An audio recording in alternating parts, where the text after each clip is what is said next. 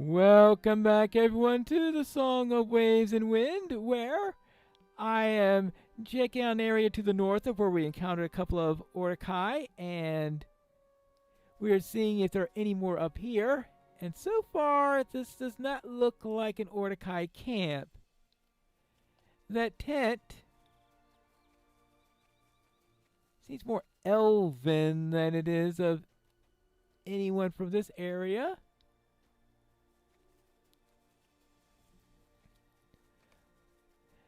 An elf warden stands watchfully at the grove of Arwath. All right. Hello there. I heard sounds of fighting without the grove. Was there danger? Has it dispersed? Yes, a warrior from the nearby village defeated a number of Orkai soldiers beyond the ring of trees, and the danger has passed. So often that is the way of the Avabar Kentai, he says to you. We struggle to maintain our wooded groves in a land that was once fair, but they remain shrinking oases of dearth and danger pressed on all sides. I am Shanthar, and I count myself among the Kentai, wandering elves who settled in the fertile country of forests and wetlands long ago. We are fewer in number now, and we who remain tend our homes as the lands around us fail. So do you live in the grove by yourself? The Kentai have no interest in departing the circles of this world, as I have heard many other elves have. When my people reach old age, they become untethered in spirit. They begin to fade, and in time they belong to the natural world.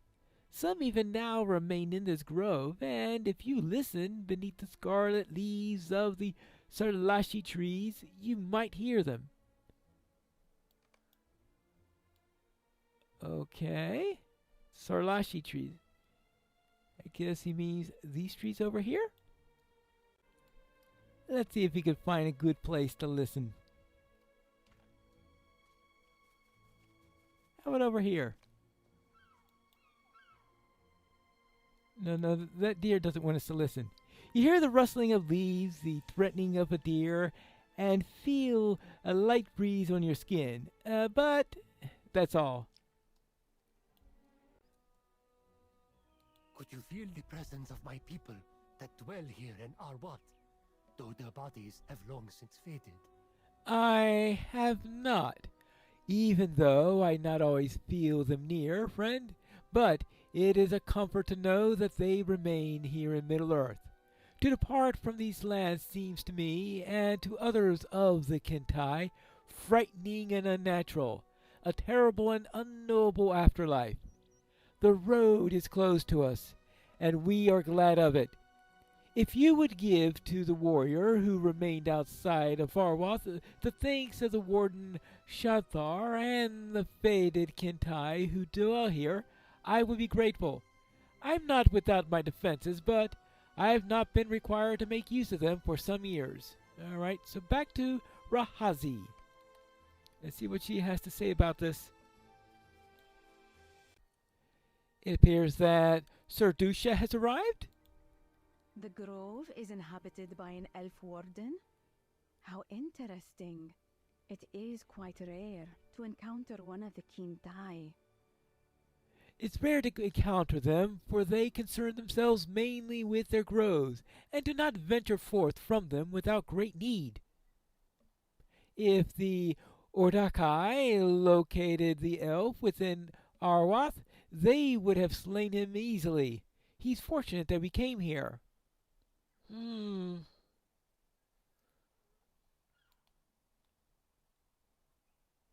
Interesting. You have proven yourself helpful to me, stranger. Perhaps it is time to me to tell you your name. For me to tell her. That's right. I haven't told her my name yet. We have done well today. Are you ready to return to my mother with word of our triumph? We've done well. With our actions and those of Sir Dusha, we have protected my home and the elf of this grove from the Orkai remnants of Amberul.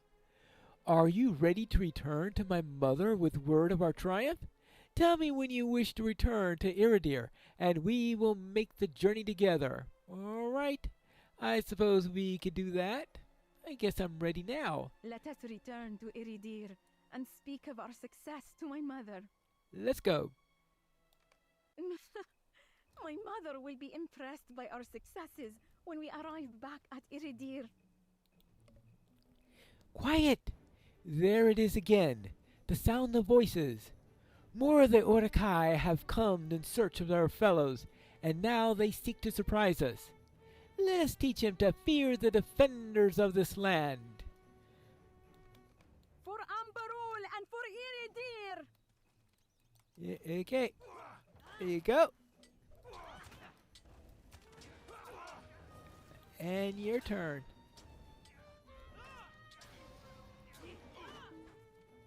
Any more? Ah! I see more up ahead. This time there are enough for all of us.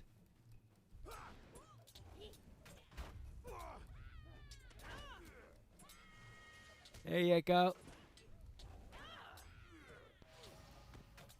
And the commander. Just stay out of the caltrops. And she runs right through the caltrops. Well, I've done that enough times myself, so I guess I can't complain too bitterly about that.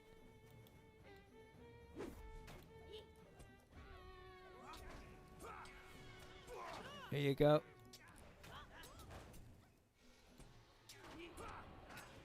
Alright, that's one of the down. One more down. And another squad down.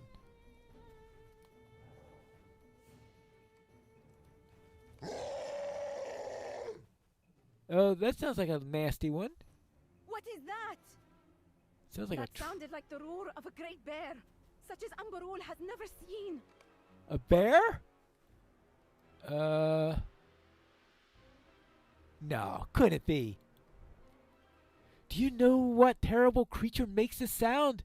Your eyes tell me that you do. Yeah, I think so. And I suggest that you get yourself ready. Yep.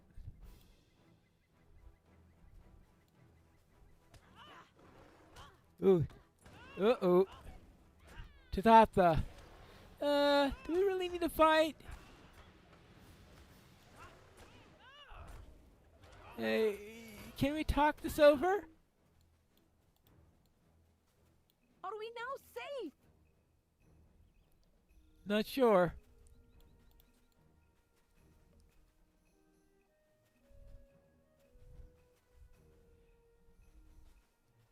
Well.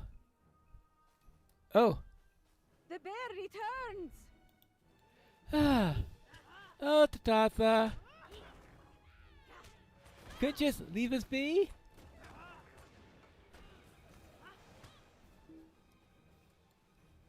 Stay on guard! Guess hit and run. See if she could surprise us. Let's continue on.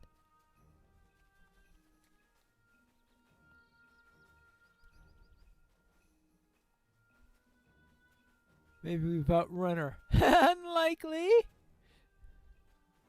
Here it comes again!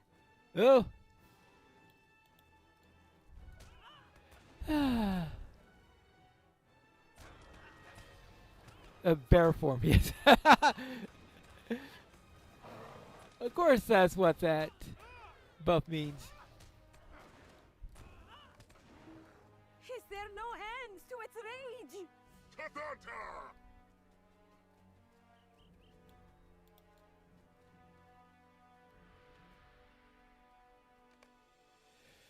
Oh well.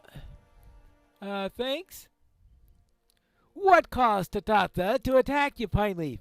She and I have faced each other in battle before, and when I tell you that she's a deadly opponent, you have to believe it. Ours was a friendly competition, though, and it came to a draw. But in return, she made a gift to me of her shock here. So that's where you got that lion. I didn't plan to bring her shock with me on this adventure, but he hath grown so large and so ferocious that no one at the Hall Hools dared to approach him without me. We should delay no longer, so my good friend accompanies me. What will not that will not be a problem. Okay, well, just in case Tatatha returns. Oh, hi Coltec. A number of difficulties threatened to delay us too long, Pineleaf, and it was decided that we wait no longer. The caravan driver and the warehouse master suffered our displeasure for the obstacles that they placed in our way, and they will suffer even more in the days ahead, for Hamelek has a mind for punishment. You don't want to get her on her bad side. At last we set out, and it would appear that we arrived at a fortunate time. Who are these warrior women, and can we count on them as friends of Umbar, and to the kindred of the coins? Well, that's been currently negotiated. We are the Dumuri, the daughters of Iridir, and we oppose the empire of Ordach. You will find no friend of Ordach in our company, warrior of the Dumuri. We of the kindred of the coins pursue traitors that fled into this land. Once we find them, we will return to Umbar and trouble you no longer. My mother Girhazi rules in Iridir. She must decide if you are welcome here. You right?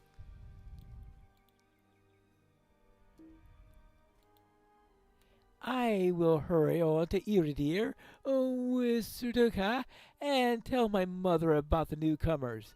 If they are friends of yours, I believe that she will give them leave to move freely within Ambarul. All right.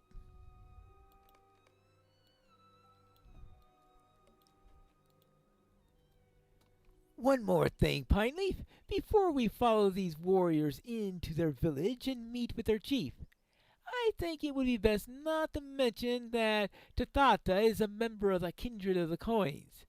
She currently works at cross purposes to us, and while she may not be allied with Azagoth, neither does she work to help us. It can give us no advantage to tell the people of this land that she's a member of Umbar's ruling council. Now, let's proceed. We have traitors to find and a mission to complete, and I don't like to spend this long away from the city and away from my other endeavors. Okay, let's go. We managed to get here in one piece. We have finished speaking with the leader of the settlement, the woman Girhasi. If this woman possesses wisdom, she will aid us in our mission, and if she does not, she asked to speak with you. I need not remind you that secrecy is an advantage, and you should keep hidden the details of our dual purposes. The less you say to her of Azagoth and of Balachad, the better. Say only what you must, and perhaps she'll volunteer useful information to you without learning anything that might prove detrimental to us, or to Umbar. I'll see about that. Now, is there somebody here who could accept a crate of oranges? I think the market is somewhere on the, whatever you call this walkway. Because this apparently is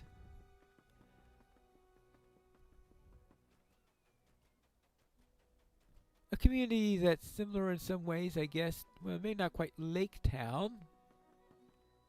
Some of the other locations we've seen where the people live upon a foundation of boards. Hello there.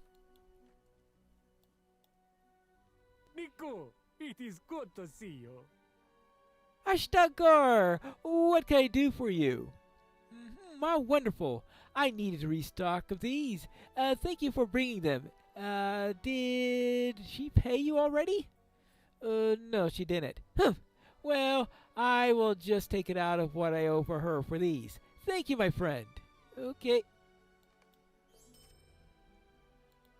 What else? Ashtalgor, stranger. Yes, tell me, are you looking for work? I have been waiting for a new shipment of trade goods from the south. My carrier made it here, but the goods did not. He said that he was waylaid by bandits on the road that were greatly outnumbered. He gave them the goods in exchange for his life. It was the right decision, but I still need my trade goods back or I cannot pay my debts. Please, could you lend him aid? He said that he stopped along the road between here and Rackwade to the east.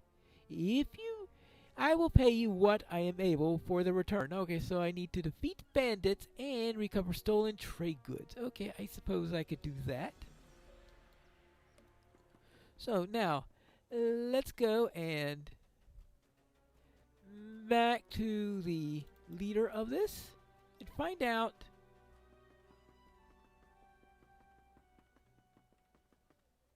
Yes, and find out what she thinks about our efforts. First off, I brought you this from the bandit camp. You return from your task. Do you bring evidence of your deeds? I hand the trinkets over of the defeated Ordachai. She looks them over briefly, and then she gives you a smile. It is good to have you here. In Nambaru, we do not have enough friends in other lands. We will need them if we are to survive. Thank you.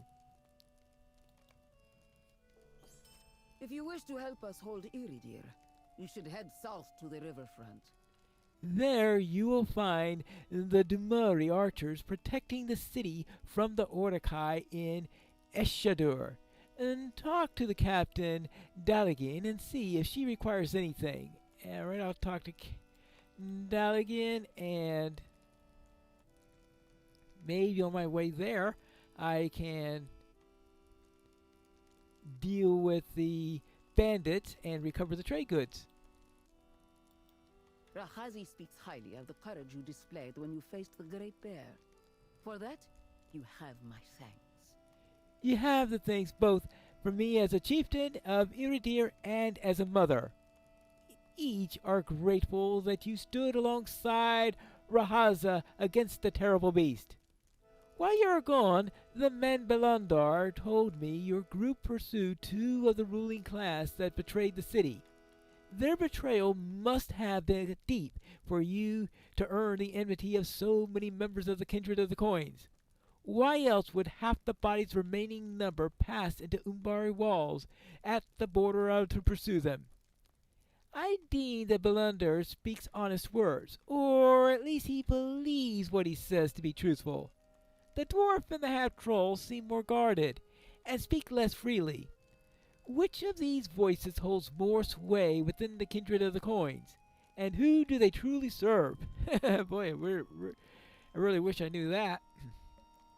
The memories of Shagani's people are long, and we Ikorbani who live along the river have learned to distrust such as they. It will take some time proving and unlearning those lessons, even if they and we share a common enemy in the Ordach. I have given the members of your traveling company a number of tasks to complete that will prove their friendship to the Ikorbani. Speak to these people around the village, and you will see that these tasks are not for the benefit of Iridir alone, but will also serve you well in your mission. As for you, Pineleaf, I would ask that you scout the eastern side of the Rackwade, the crossing of the Ikarban River by the camp of Suru to the south. The Wardakai fled that way when they reclaimed Iridir, and they might threaten to return if it is not watched. Okay, so I need to talk to Koltek, talk to Rothgod, talk to Belandar, talk to Corridon, and talk to Siglith. And when that's all done, then I need to go to the Rackwade. Got it. Well. Oh, yeah. Alright. This is going to be a great deal of work. And we'll get started in that work when we return for the next episode of The Song of Waves and Wind.